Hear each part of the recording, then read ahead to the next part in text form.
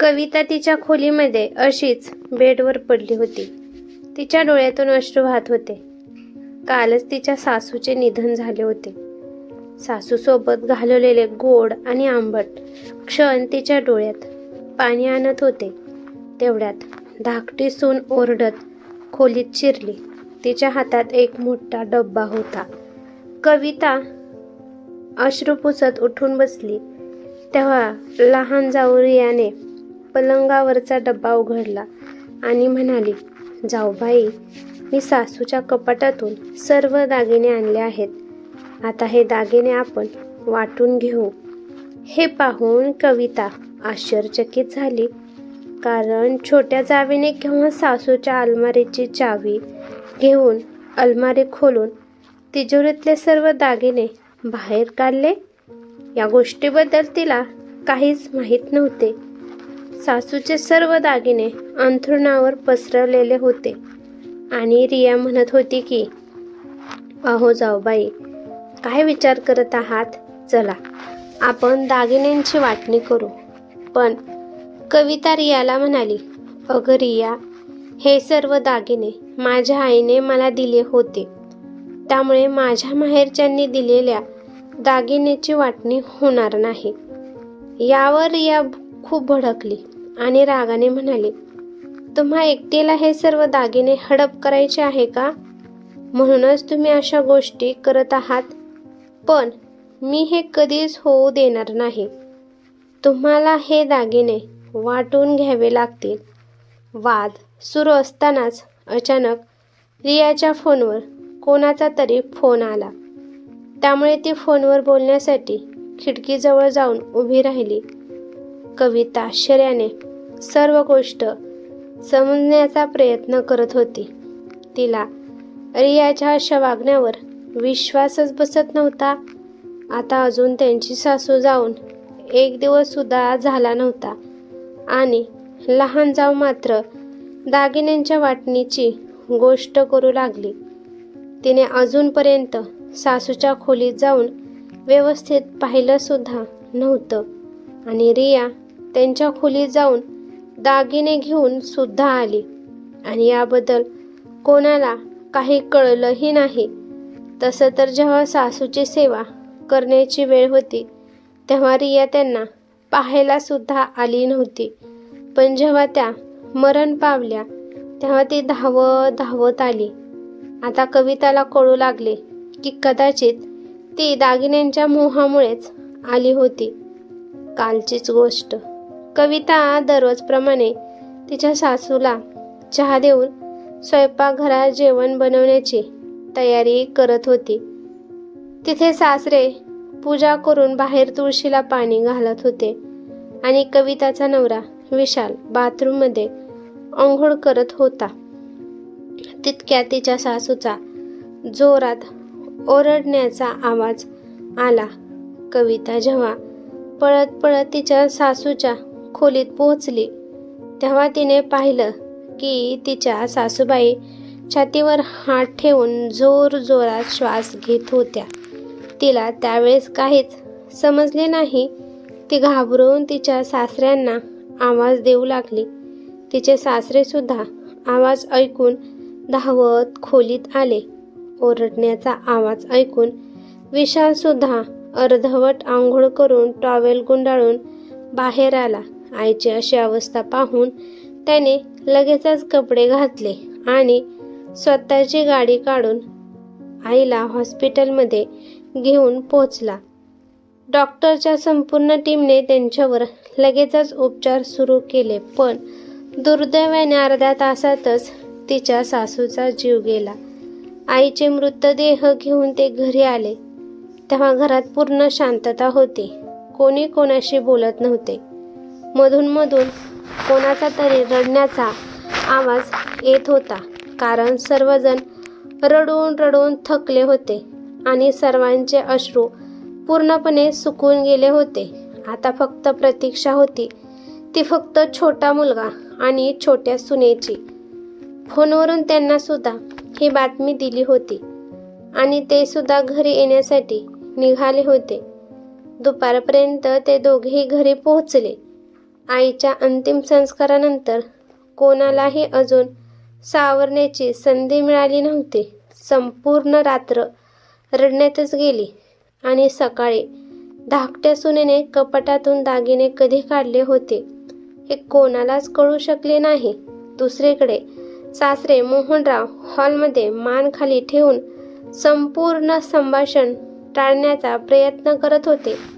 आपल्या बायकोचे निधन होऊन अजून 1 दिवस सुद्धा झाला नव्हता आणि त्यांच्या धाकट्या सुनेने दागिन्यांवर घरात तमाशा निर्माण केला आहे याचा त्यांना खूप राग येत होता. रिया फोनवर बोलून झाल्यानंतर फोन कट करून परत अंथरुणावर येऊन बसली आणि म्हणू लागली की चला ताई, आता आपण दागिन्यांची वाटणी करून घेऊ. मला अजून काही ऐकायचं नाही. आई तर निघून गेल्या, त्यामुळे आता हे दागिने कोणाकडे तरी नक्कीच राहतील ना. त्यामुळे याची वाटणी करणे हेच योग्य राहील. मी वारंवार इथे येऊ शकणार नाही, त्यामुळे आताच आपण वाटणी करून घेऊ. त्यावर कविता म्हणाली, अगं रिया, तुला कळालं नाही का? हे दागिने आईचे नाहीत तर माझे आहेत. हे दागिने मला माझ्या माहेरकडून मिळालेले आहेत. त्यावर रिया म्हणू लागली, ताई, हे दागिने कुठूनही येऊ दे किंवा कोणालाही मिळू दे, पण आता हे दागिने आईच्या तिजोरीत होते. मग हे दागिने त्यांचेच असतील ना? तसंही या घरातील सर्व साहित्य आई आणि बाबांचे आहे. मग हे दागिने केवळ तुमचे होऊ शकत नाही. आणि तसंच सासूच्या दागिन्यांवर माझा बरोबरीचा हक्क आहे. मोहनराव जे इतक्या वेळापासून हॉलमध्ये अगदी शांत बसले होते, आता त्यांच्याकडून सुद्धा हे सहन झालं नाही. ते मोठ्या सुनेच्या खोलीत आले आणि छोट्या सुनेला ओरडत म्हणाले, रिया, काय तमाशा लावला आहेस? तुझ्या सासूला जाऊन अजून 24 तास सुद्धा झाले नाहीत आणि तू दागिन्यांच्या वाटणीबद्दल बोलत आहेस.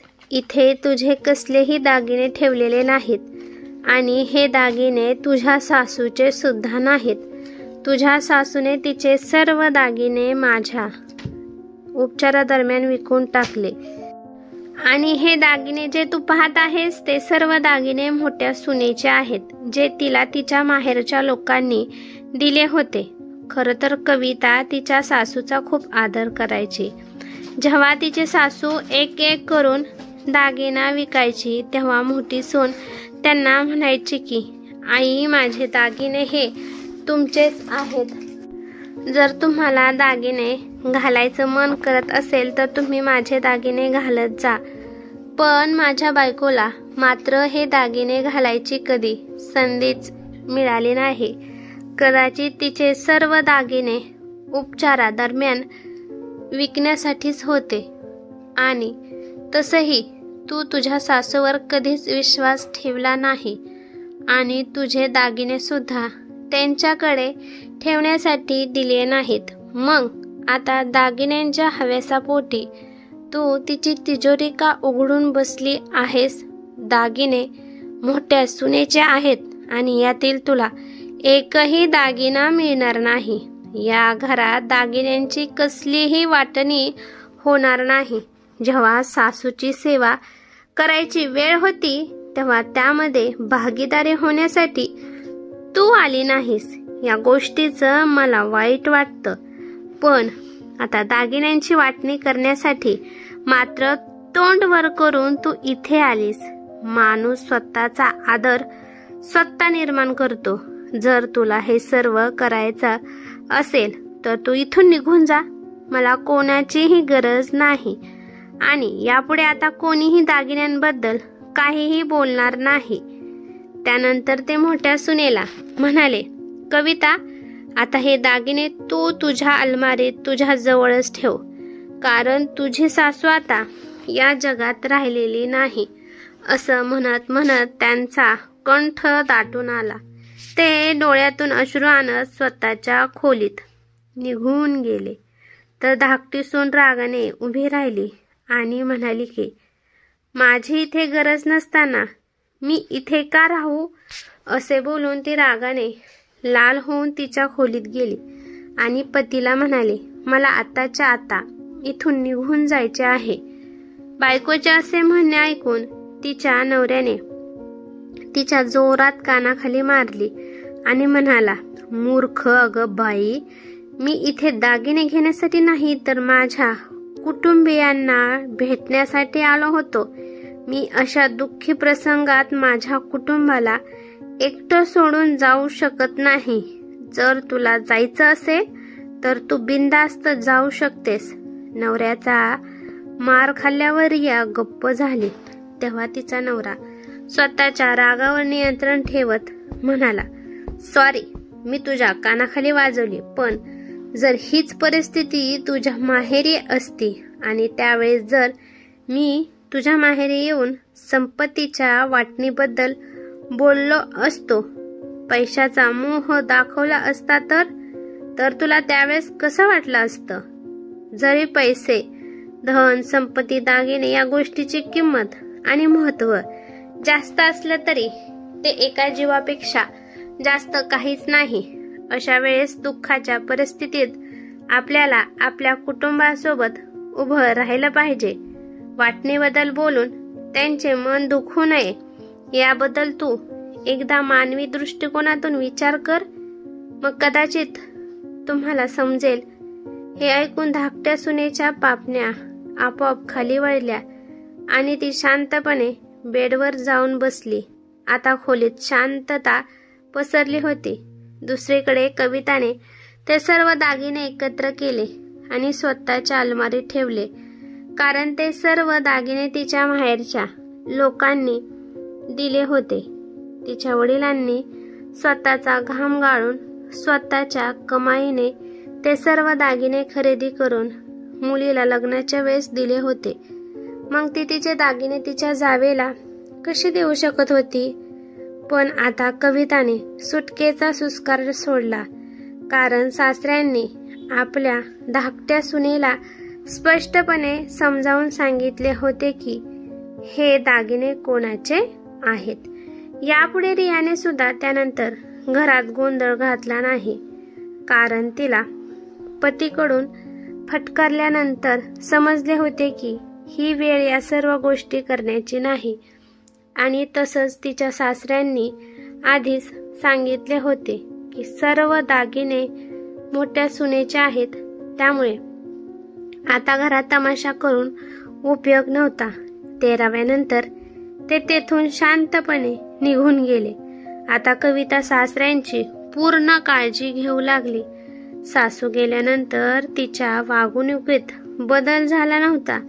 ती आधी जशी होती तशीच आत्ताही राहत होती. उलट ती आता तिच्या सासऱ्यांची आधीपेक्षा जास्त काळजी करू लागली, कारण आता त्यांची काळजी घेणारी हक्काची पत्नी या जगातून निघून गेली होती. ही कथा कशी वाटली ते मला कमेंट करून नक्की सांगा.